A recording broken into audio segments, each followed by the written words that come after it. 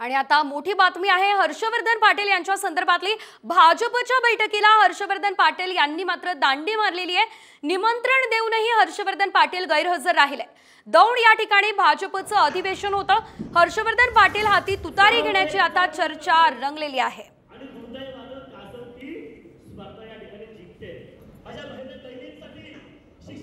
तर आपण बघतोय गेल्या काही दिवसांपासून हर्षवर्धन पाटील हे तुतारी हाती घेणार अशी चर्चा आहे आणि यानंतर त्यांनी बावनकुळेंसंदर्भात एक मोठं विधानही केलं होतं।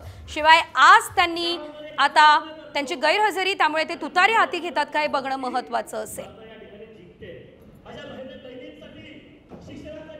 आणि आता मोठी बातमी आहे हर्षवर्धन पाटील यांच्या संदर्भातली। भाजपच्या बैठकीला हर्षवर्धन पाटील यांनी मात्र दांडी मारलेली आहे। निमंत्रण देऊनही हर्षवर्धन पाटील गैरहजर राहिले। दौंड या ठिकाणी भाजपचं अधिवेशन होतं। हर्षवर्धन पाटील हाती तुतारी घेण्याची आता चर्चा रंगलेली आहे।